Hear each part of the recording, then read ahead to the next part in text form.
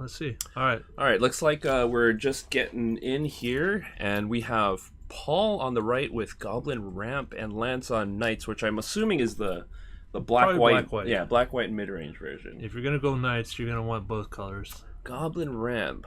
Let's see. What is Paul holding here? We've got a slew of little goblins in a mountain, I see. I wonder if this is a chain whirler deck or what, but we know it's red with goblins, so let's take a look and we'll see. Now, when I was walking out there earlier, I heard a lot of people talking about different weird decks. Okay. So we'll see what we get. It looks Lance like on the play. Lance with Dauntless Bodyguard. Interesting. All right. Got a little Savannah line action. Normally the Dauntless Bodyguard can protect something already on the field, but right now, since it's nothing there, it's just a 2/1 Savannah Lion for 1. With the type Knight. That's true. It is a Knight. That is very, very important in this relevant. deck. History of Benalia likes that. Yep, and we have Concealed Courtyard, so it looks like this is the black-white Knights version.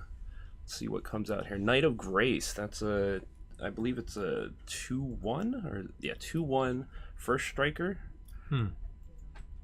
With hexproof from black, which does not help from Magnus Ray. Yeah, that is red right there. Yep, and Lance removing it from the game instead of the graveyard. Yeah, but he does get in for 2. Yep. Paul plays a second mountain. Let's see what he got here. I see a Siege Gang commander in hand. Is that a Gilded Lotus? On Paul's side? Yeah, is that a... I don't think he'd run a Gilded Lotus. No. All right. It might be. I don't know what's in that deck. I've not seen Goblin Ramp before. Me so either. I'm kind of interested to I see am what he does. interested to see what's going on here. Is that a short sword? Short sword. Looks All like right, so it looks like we're kind of like making little Transformer Knights. You're making them bigger. They're very solid mid-range options. This isn't a Voltron deck, is it? I don't know. I see the shield of the realm, so this might be. We got the equipment. Yeah, it looks like we have a little bit of a... Is this like a mono-white boggly kind of deck? I don't know. Let's see what's going on. I enjoy playing against Lance. He brings different stuff every week. We see Goblin Chain Whirler, the big boogie monster you're talking about. 3/3 first strike, does 1 damage to all your opponent's creatures and planeswalkers. Is that correct? The short sword got equipped at a good time. Yeah, that's right. Keeps the Dauntless Bodyguard alive. And he puts a Shield of the Realm on. This is actually going to be kind of tough for Paul to deal with, because now is that a 3/2 that reduces damage by 2 now? So that Chain Whirler will not be able to take it out even with first strike. All I know is that Knight only has 2 arms. That's true. How the heck's he holding all this stuff? That is absolutely true. But yeah, he's getting through the Chain Whirler. It looks like just sitting there watching him. Is this some secret tech or something? Because that Chain Whirler looks not as good as it's meant to be, right? Yeah, I know. All right. Yeah, this is interesting. I see a Cataclysmic Gear Hulk in there. So this is a kind of a ramp sort of deck here. We got a second Chain Whirler dealing 1. All right. And it looks like... Now that's 2 first strikers. That is. So that's a formidable wall they've got going there. I think they might be able to deal with that Knight over there. It looks like classic to a ramp deck. Paul's not trying to get in for the aggressive life total race. He might be able to...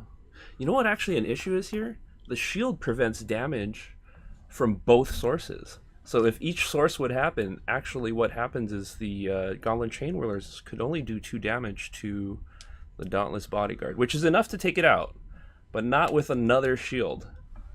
Yeah. This is interesting. That's a lot. He's definitely Voltroned up that Knight. Voltron, throw a bunch of equipment on and power up one guy. Yeah.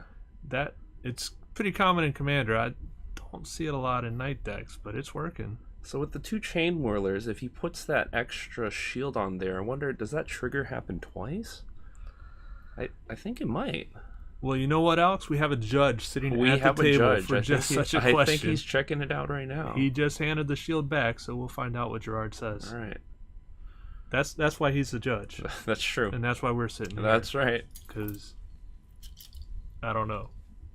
Because I think it would prevent damage from each source, from what I understand. So it would prevent 2 from each source, but then I wonder if it would prevent 2 again because the second piece of equipment was put on there. It's a very good question. It looks like they're trying to figure that out right now because the game's kind of come to a standstill, and I see Gerard reaching over and That's totally Trying to fine. figure that out. We'll let Gerard and Ben, our 2 judges for the night, figure that one out. Yeah, so while this is going on, we can take a look at Paul's hand. That is a Gilded Lotus, by the way. I did not expect I it to just be. want to point that out. He is So, a Goblin ramp deck. We haven't seen the ramp, but that's a lot of meat. I see Itali, Primal Storm, and Siege Gang Commander in there, so there are a lot of He's big got red targets to ramp elements. too. So this is a different flavor of red deck than we normally see. It's a little less aggressive, Yep. certainly, and it's kind of a big red, but still utilizes Goblin Chainwhirler because it's just a valuable creature right now in this matchup. And look at those shiny Goblin tokens. I think they're from Unstable, is that right? That does look like Unstable. Yeah. Unstable had all the foil tokens. Very nice. That's beautiful. We got a Benelish Marshal here, making the rest of the Dauntless Bodyguard another 1/1. So Bodyguard with the sword was 3/2. With the Benelish Knight, it's now a 4/3, and it prevents 2 damage twice from each Each source. target, yeah. I don't think he's going anywhere. Yeah, it's kind of a standstill here. It looks like Paul is thinking what to do here. So we have 1 giant knight Yep, against an army of goblins. that's right. This will be interesting. Here comes the part that he's ramping to. That's the Combustible. Combustible. Combustible Not Gearhulk. Cataclysmic's the white one. Combustible Gearhulk. He is going to get the 3 cards, I guess. I never see people opt to take the damage. Yeah. Combustible Gearhulk, when it enters the battlefield, you reveal 3 cards and they either draw them or you take damage equal Yep. to the cost. The CMC, right? The CMC, Yeah. converted mana cost. But 3 cards is for 6 mana and a big body is just, I mean, that's value all day. Yeah. Gearhulk cycle is pretty strong. This gets kind That's of not a interesting because even though Paul is a big red ramp deck, he actually is much wider right now than Lance, because Lance just has the one very, very troned up creature, as it were. Oh, looks like we have Lyra Dawnbringer hitting the battlefield. It's a 5/5 first striker with lifelink And flying, I believe. and flying, which is very, very important. And it gives the rest of Yep. and the angels +1/+1. Is that right? I don't see any other angels, but I do think that flying is going to be pretty important. Yeah, It's a good way to get over a bunch of goblins. Yeah, especially if Lance gets to untap next turn and start troning up Lyra. It's going to be a bit of an issue. That's right. With the equipment, once it's on the board, you can Yeah. move it to whoever you want. Because one of the big issues is red doesn't have like exile destroy effects. It's almost all damage to a certain source. So white is a natural counter, as it were. It seems to be doing a good job, yeah. Yeah. We're sitting at 18 life on Lance's side to 12 on Paul. Paul's doing some math. I think he's debating if it's worth attacking. The other option too is I see he has 6 lands in play, so he might actually just blow up all his goblins to take out Lyra right now, because She's that big a threat. she's that big a threat. Because if for some reason Lance is able to Tron her up, I don't think there's a way that Paul can come back here. One of the big issues is that, let's say he can get both shields onto Lyra. I mean, that's almost 9 damage Paul has to deal, and he out of his hand plus all the goblins Well, and the mana. It's very difficult to a flyer, and the lifelink makes it so they can't really race in life as well. Right. Looks like there was some confusion about if the Gearhulk's dealing enough to kill the knight, which Right. So the Gearhulk would be Like we said, 5 minus 2 minus twice. 2 minus 2, So it's 1. and the knight's 3 toughness. Yeah, it's a 4/3. It's a 4/3 taking 1. It's a big knight. I guess, and the knight actually doesn't kill the Gearhulk though. Nope. Okay, so But the he knight does takes survive 1. the fight. The thing about the knight taking 1 is he has 1 damage mark and 3 toughness, so that's also goblin range. That's also magma spray range. It's a lot of things. I would disagree with you, Alex. Oh, that's right, because of the shields say are it is still not. there. You're absolutely right, man. Those shields are they're doing coming some in. work. They're doing some work here. I have a feeling one of them's getting on the angel Yeah. on Lyra to keep her protected too. Yeah. That Dauntless Bodyguard's done his job and stemmed the Gearhulk for a turn. That bodyguard is living up to his flavor name, regardless of his protecting a single creature. He's protecting his map. He's guarding his yeah, body. he's guarding Lance right here. Yep. All right. He's saying nothing's getting through. Okay. Interesting. So we're So if he takes out the Marshal, So that would bring him down to 2 toughness. Is that right? I have a feeling he might be trying to take out the marshal to take out the bodyguard. Interesting. Because that damage is still on him. Yep, there we go. Oh, right. Okay. There's a lot of work to get rid of that bodyguard, though.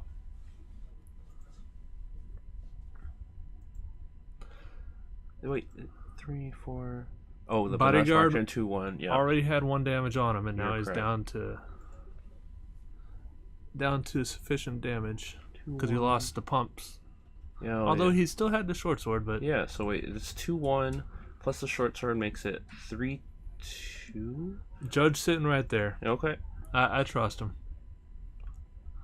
Looks like he's in the graveyard now, and that's the important part. Yeah, that sounds about right. But the big problem is now Lyra has shields. Shields are up for Lyra. I just don't know what a goblin deck's going to do about a flying angel with a bunch of shields. And lifelink. I mean, this is going to be rough for Paul. I wonder. Still fight the good fight. Yep. We'll see if he can do it. He gets smacked for 6 right here, and Lance gained 6. It's a big turnaround. Yeah, so unless Paul can figure out a way to get the Lyra, sealing away the combustible Gearhulk is a... That works? Yep, it's also an efficient way to use his mana still. Yep. Usually you see that when they attack. Right. But as long as that guy's tapped, it's a legal target for seal away. Because he's at 24, and the Siege Gang Commander... I mean, that's a good deal of damage coming in. That's about 8-10, is that about right? Yeah. 2 from the commander, 3 from each chain whirler. That's up to 8 and 2 tokens. 10 damage getting 10 through. damage, and he has 14 left. He can blow 1, 2, 3 goblins left. And he's looking to gain 6 on his turn. Yeah, let's see what we got going here. So that's a good amount of damage the goblin horde needs to deal from Paul. But I think he has to figure out something this turn, because Lyra would be coming in for lethal the next turn. Now, Paul is playing a ramp deck, so Right. he has big stuff. We've seen Atali in his hand. That's right. The Gilded Lotus isn't helping much, but Atali... Actually, Atali could help him because be a big deal. He could pick up one of the white... he might get a Lyra. Yeah, but he could also get a white enchantment seal away, like a Exelon's Binding or something. That would be the bee's knees, as it were. I'm pretty sure Lance is not looking forward to that. No, but I also don't think he. I mean, knows I feel it's like coming. I feel like he's in a pretty solid position right now. I'd feel pretty good. See if Lance's I hand just one night. I'd feel great if I had Lyra with that stuff on it. Yeah. But that Atali, if it does get played, we can see a big turn here. I think Paul's doing some hard math here, seeing if he can 1-turn kill Lance for 24. But I don't know if he has enough mana to do so. I mean, that's 10 on the ground. He has to figure out 14. Yep. No. And he scoops it up. We're going to go to game 2, I think. Yeah. Not even worth showing him that he had the card in hand. Yeah, he wants to conceal the information. So and we'll see what's going on here. So we're going into sideboarding. Yep. We're here, Other Realms in Honolulu, Hawaii. Yeah. We got the sideboard cams while they're trying to figure out what they're doing. Just wanted to say hello to everybody watching us. Welcome. Aloha. Aloha. Go ahead. We're doing Saturday Standard Showdown. This is Dominaria Standard, and this is our round 1 matchup between Paul and Lance. We've got it looks like white. So far, we've only seen mono white knights, but there is a concealed courtyard in there. Black mana. So there might be something we haven't seen yet. And We've seen Paul mono and white Goblin knights around. with equipment. That's right. And so if Paul has a braids here, I'm guessing he's going to be bringing those in. I see a braids immediately in the sideboard. You have to. Anytime you see that many the artifacts, he's going to have to. Yeah, all those copies are coming in. Looks like he also has Sorcerer's Spyglass, which makes it so he can name a card that can't activate abilities. I'm not sure exactly what he's going to name. That with would that. shut down equip abilities. Yeah, that's. Oh, I guess so. So it is an option, but I guess could he name the shield? He could name the shield. Okay, that's a very good option here then, especially if he thinks that Lance is going to stick to that kind of boggly Tron plan. Did I see a copy of God Pharaoh's Gift? I saw Immortal Coils. Okay. God Pharaoh's Gift. All right. He's definitely trying to ramp. We didn't is see spicy. the ramp. We didn't. But it's in there. Okay. And okay, we got a couple of magma sprays. That's good to take care of the creatures you inevitably have to bring down on turn 1 to Tron up. It does work well. And it's good interaction. It's a good response when they try to equip. Yep. That shield kind of hurts the magma sprays if that's what it ends up being, though. The shield preventing 2 of that damage is pretty huge. Looks like Lance has already decided what he wanted to sideboard. I did not catch that quickly, unfortunately. He was sneaky. I know, but Lance actually is coming out on top in the first game, so we'll see. I'd imagine he'll try to go a little bit bigger, knowing that that the red deck has seen his sneaky Tron plan. Or Paul has seen Lance's plan. All Lance really saw was goblins and a combustible. That's true. So if there is a surprise ramp element in there, this will be the game to get it out. That's true. I saw Gilded Lotus, which is... Gilded Lotus. Speaking before the match, I know he's running Skirk Prospector. Okay. So he's just trying to get big things in with whatever he can. That's pretty much it. Sack some goblins, ramp up a little. It sounded like he can get a very quick 6-mana card onto the battlefield. That sounds about right. As early as turn 3 or 4. A big combustible or a big Itali is really hard to deal with at any given point. You don't want to be on the back foot when those hit the board. Yep. So, I agree. So hopefully we get to see a little bit of that action. We got to see Lance doing his stuff pretty good. Yeah. It's always nice when both players get to do what their deck does. And still considering his sideboard options over on Paul's side. Lance already presented the deck. Yeah, I think Lance felt pretty good after game 1. Yeah, I think so too. Having a 6/6 flying first strike life linking, very hard to damage Lyra is pretty nice. He seems pretty confident. Yeah. So. Anytime someone can just swing in freely with lifelink, it's hard for a red deck to catch up. Very much so. Yeah. I do want to point out that Paul has the right sleeves for flavor, and Lance is just being even more sneaky with the red sleeves. Gotcha. If I came to the table, I would think we're seeing 2 mono red attack decks. Yeah, exactly. Yeah. So this is our second day streaming. That's right. We're still working on our displays and our formats. This is a new view that we're trying out to get our sideboard views. Let us know if you have any feedback or anything that can help out and improve the stream. We're very happy to hear it. And with us being in Hawaii, it's kind of a weird time everywhere else. I know it's midnight on the East Coast when we start. That's true. It's a little later for other people. If anybody's watching from somewhere else, let us know. We appreciate you staying up to watch. That's right. Or if you're on the other side, we appreciate you waking up early to watch. Or if you're just up late night and you want to watch some Magic, we're here, commentate. It's fun. We're going to do 3 rounds today. Yep. That's our normal thing at Other Realms. It gets us out early on Friday nights, so we still got time to do stuff with family and get home before we get in trouble. Yeah, a lot of Magic is just enjoying the community, and we have a nice community here. Yep. But we'd like to bring some matches to you all and see if you guys enjoy it, and just share the experience from Honolulu, Hawaii here. Looks like they're getting ready to start. Yep. Lance has already presented for cut. Paul's finishing up the shuffling. Sideboard's put away. And they're both shuffling real well and getting the decks all randomized and stuff. So Paul's a little bit on the back foot here. He has to win 2 more to get out of this this little pickle he's in. We'll see if he can do it here with his Goblin Ramp deck, which is a little more flavorful. We still see Goblin Chain Whirler, which actually against it seems very strong against a lot of the deck. It seems good against a lot of Dauntless Bodyguard. It's a 2/1. You would think so. Yeah, so there's options there, and the big problem is the shield. So I think Paul knows that, and he's going to start probably saving a Braids and that sort of thing for that kind of card. Most definitely. And on Lance's side, he sees there's a lot of goblins and that sort of thing. I wonder if he sticks with his initial game plan, just Tron up 1 creature, or does he kind of shift it up a bit, knowing that Paul can go wide on him a little bit. If I'm in Lance's seat, and I've not played his deck, but to me it's going to depend on the equipment I get. That's true. Having the 2 shields, being able to suit up the 1 knight, I think was a big... So this seems like a decent hand for Paul. He has 4 lands, which in a ramp deck, that's okay. He has the Skirk Prospector, which will allow him to ramp. Which is key for him. The Braid, which deals with stuff, and the Combustible Gear Hulk. Lance looks like has a Dauntless Bodyguard, a couple of lands at least.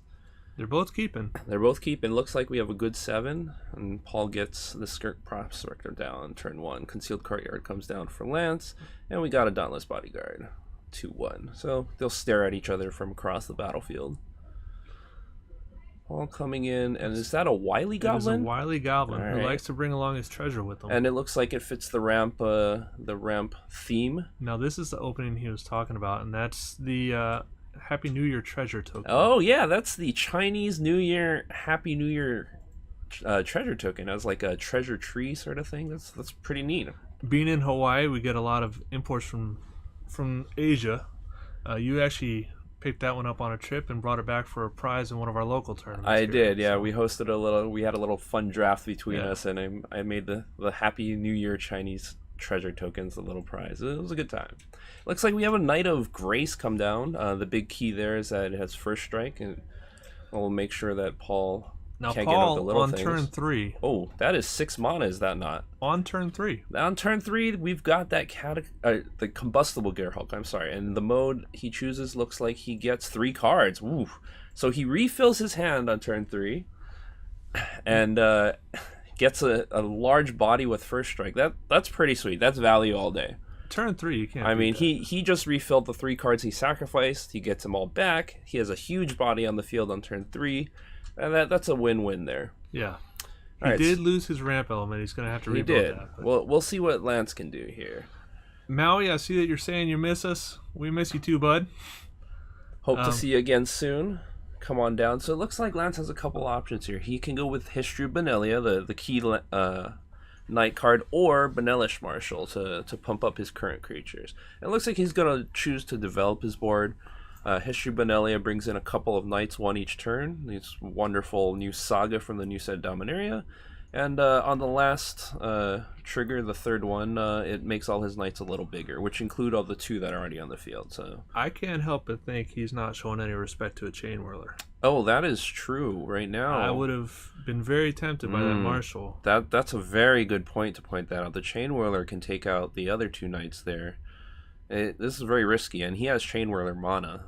He does have the mana. I don't see it in the hand. Oh, no, it was tucked at the back. He has it. Oh, The last card in his hand. that would be a was Chain tempt. I Whirler. mean, I'd be tempted just to clear as much as I can right now. That's interesting. Well, it has first strike, so in this case, Let's we see got how a it chump goes. block. Okay. Okay, that was his. He blocked with the 2/1 bodyguard that will die to the Chain Whirler anyway. Yeah. That Okay, so we got a wily goblin again, grabbing the Paul. treasure. Paul's rebuilding the board. It he's looks back like. up to 5 mana already. Yeah. That's pretty sweet. This is some sweet tech. Cheating out a few big red creatures isn't too shabby. Not what I expect when I see a mountain. I know, right? All right, so we got a bodyguard and he has Lyra in hand. Yep. And it looks like, is that Arvel?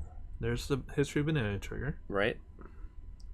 He has, is that 4? He's on 3 lands. So he's going to bring the Benelish Marshal, making everyone just a little bit bigger and providing a little protection for his Knight of Grace against Chain Whirler. So his tokens, he's got the tokens for 3/3s, Yep.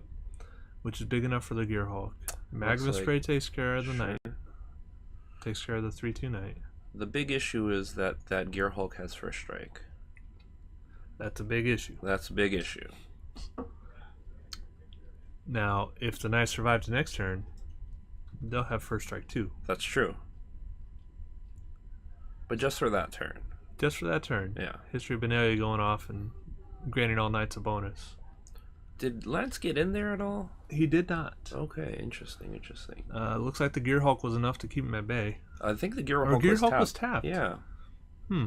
interesting. But I guess he only had one knight that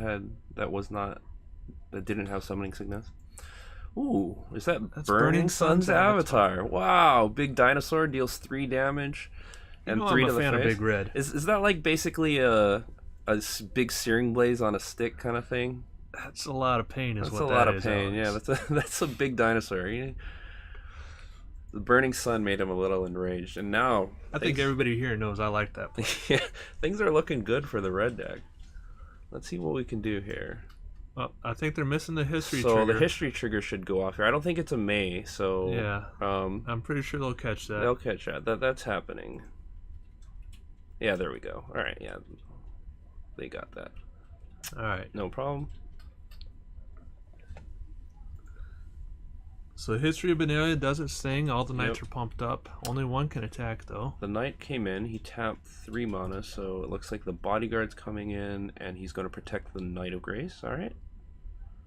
Makes sense. And he does decide to come That's in. a 4/3 Vigilance, First Strike, Lifelink Knight. Yeah, ooh, and he just gets it blocked by the Burning Sun's avatar. Well, that's a little rough there. The board is not looking so good, unfortunately. Paul, Maui's pulling for you, and I think he might be pulling you through this game here. Because this game seems a bit lopsided right now. Right now, without much right now, we still see Chain Whirler in hand, and a Braid and mana to hard cast another Gearhulk, so the hits just keep on coming from this ramp deck. You know, he ramped it on turn 3. Turn 3. But he had to cash in all his resources to do it. Yep. But then by turn 5, he was right back where he was. Yep. So, and it's just big thing after big thing. And here comes Chain Whirler. I believe he's going to sacrifice the bodyguard to make the knight indestructible. And that's still... it's a 2/1 First Strike, correct? Yep. That's a 2/1 First Striker.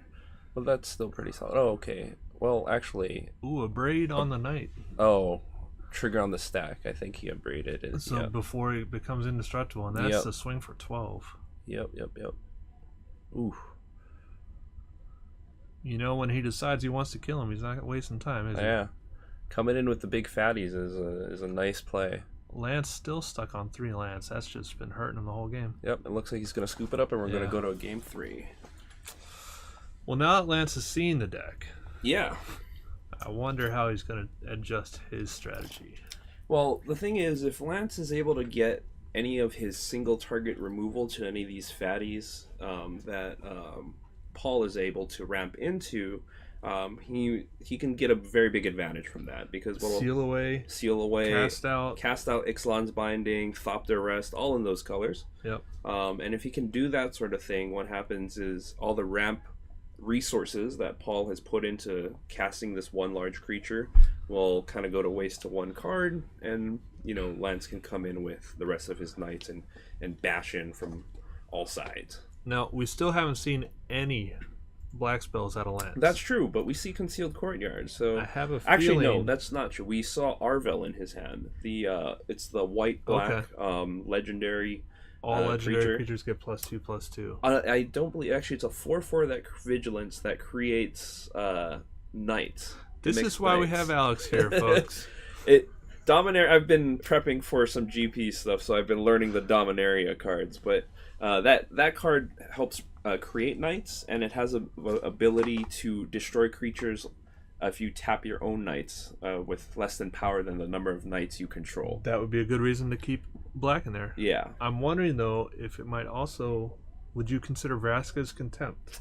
The thing about Vraska's Contempt, which I think it's a wonderful spell here, but it might be a little rough on Lance's mana. It seems like the double black is a little rough, but it is the premium removal spell in the format right now in black. All the black decks seem to be running it, but Exiles, yeah, we have it only gets you seen the some life. Concealed.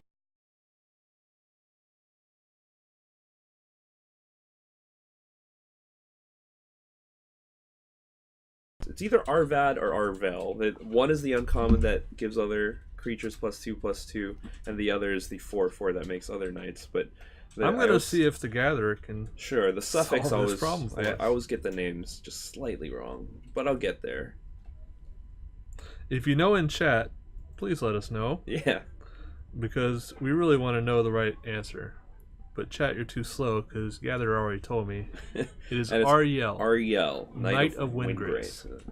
That is a great card. They all have such elaborate names, this set. Well, a lot of them are linked to previous lore in Dominaria, like kind of descendancies and that sort of thing, and spin-offs and stuff. And that's one of the cool things about Magic, and I think that's one of the cool things about Dominaria right now, is that we get to check out all the old planes and like all the old Weatherlight stuff. It's really neat. It feels like a good blend between Time Spiral Yep. and Saviors of Kamigawa. Right. or champions of It, Kamigawa. it picks, I think, the best elements of those things, I would agree. and done right. It's kind of like the designers had a second go at what they wanted to do with those things, and weaved it into something really nice. So let's look at these opening hands here. So I see Lyra in Lance's hand, 4 lands, History of Benelia, Fumigate, which actually seems great in this matchup. Had a feeling that. And is that an Ixalan's Binding? That seems like a very solid hand for Lance there. Paul, the key thing is going to be that he missed his turn 1 Prospector. Yep. And we'll see if he can get the rest of the ramp pieces. But so That's far, right. he's behind. It looks like we got a shield out here. Oh, Paul has to hate that shield. Yeah, but he does have an abrade, so there is a possibility that he might be waiting to Ensip to take care of it, or any of those kind of things. A braid, like we said, key card to come in. Yep. And here we go. Turn 3, he comes History of Benelia. We got the first night, and Paul is definitely just going to Magma Spray that. Just get rid of it. You can't leave it there to get that shield. Yep.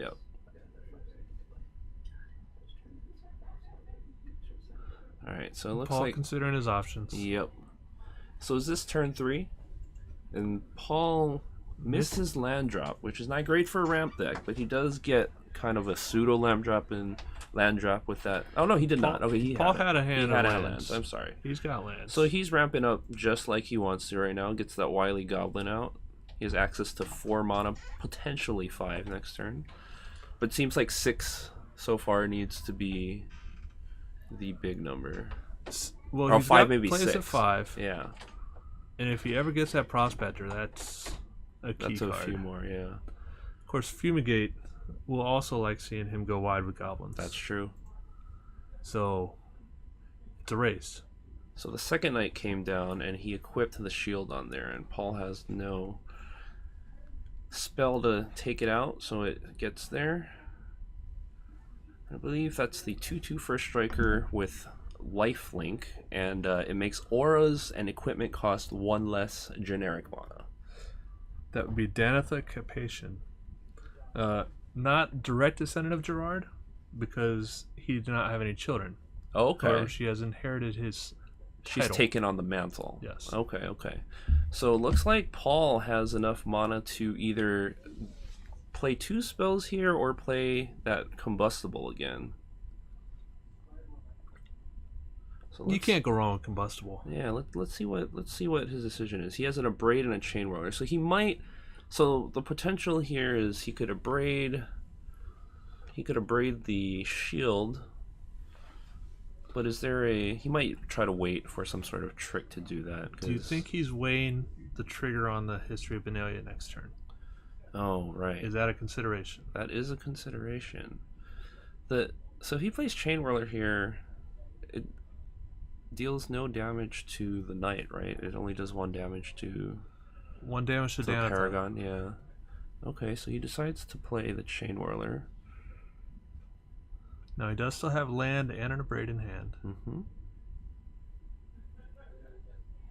And he passes. Okay, so he might be saving the abrade to get a favorable block, so the first strike damage could come in and... Oh, that's not the shield, that's a short sword, isn't it? That is a short That's sword. a short sword, it's a 3/3. So it's a okay, 3/3 knight. That's a lot better. It's a lot better in life. Okay, History There's the Benelia trigger. trigger. With the trigger on the stack, it looks like Paul is going to abrade the knight that has the short sword on it. So 3 damage to the knight. Yep. Kills him before the trigger resolves. Danitha is still there. She's going to get pumped up. She's a knight as well, is that correct? She is. All right. And I see Gideon of the Trials as well.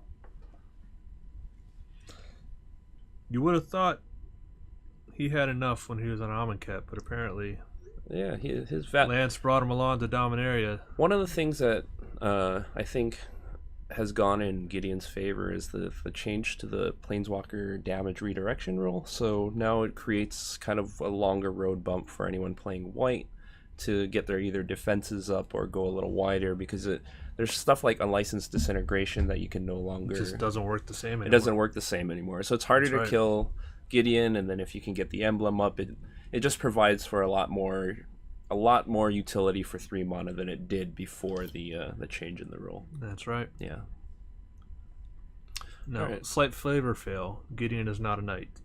He is a soldier. Yes, he is a soldier. The old one created knights. He did. Yeah, knight allies, but yeah, he is a soldier. Still well worth the inclusion, I think. I think so. All right, Paul's got land out there. Enough to play Siege Gang Commander. Go a little wider. The thing here is now this is a ripe board for a Fumigate. Oh, it feels so good. It feels so good. Holding that Fumigate in hand with Paul tapped out right now. See, I'm not sure it gets much better than that. No, Lance had to love that. Right? Especially with Gideon on the board, right? Like Gideon doesn't mind a Fumigate. He does not mind a Fumigate. This looks very interesting. So that's 7 creatures that are going to die to that Fumigate. And he Yeah. has the land. He's hit 5 lands. So now, even if he does turn Gideon into a creature, he's indestructible. That's true. Let's see what comes out. And yep, here we go. There's the Fumigate. That just feels bad. That's Paul. rough. Yeah, that's 6, 7 life going to the Knights. Paul does not have a way to generate mana to sacrifice his goblins to the Siege Gang Commander, unfortunately. The outlet's there, but the mana is not. Yep. And now it looks like Gideon's gonna come in for the beats. That's one of the ways to come in with Gideon, with the beats. You know, when it rains, it pours, and that's just... Ouch. So we're on 5, and this would be... So here's the thing. Paul has 6 lands and a Gearhulk. And a Gearhulk. So depending on how this works out... So Lance got a lot of life gain there. He might be willing to take the damage because, I mean... Right now, you have to think that's a better option. Yeah, filling Paul's hand does not seem like a... When you're at 31 life, taking damage from the top 3 cards... Taking 9 damage... Oh, actually, no, it's the combined CMC. Now, we've seen a lot of 6 mana spells, that's so true. we're looking at possibly up to 18. 18 could be the... But do you want him drawing them? No, I would take the damage. I think I'm willing to take some to the face there and kind of cash in on the Fumigates that we dealt with. Sir Fury Furry, this board state is bananas. Yeah, it is. I would not want to be making this choice right now. All right, so let's see what they do.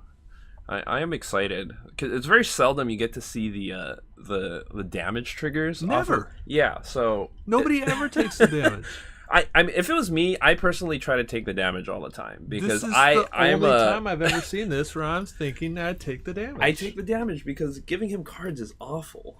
Okay, what do we got? That's a Burning Sun for 6. There's 6. Is that 2 Burning Suns? Oh, that's 12. That's 14 to the dome.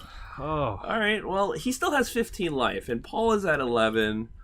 Would you rather him have 2 6/6s that are going to deal 3 damage? Yeah, you're right. I still take the damage. At this point. Why? Because he does have Lyra in hand. Gideon can keep him alive a little longer. I still think he's in a good spot, even after taking 14 I think so damage. Too. I think so too. So Lyra coming down. Yeah, it looks like he's just going to slam Lyra. Because even in this case, he can take some damage here and race the other way with the lifelink. Definitely. And we know that we haven't seen Paul have a lot of answers to deal with flying. He's plussing up to Gideon. Right, so making it so that his Gearhulk does less damage, giving him favorable blocks and such. Yep. This is things are still okay. That's the 3rd Burning Sun's Avatar in his hand? All right. It could have been the 3rd one that got flipped. If that Abrade wasn't there. That's true.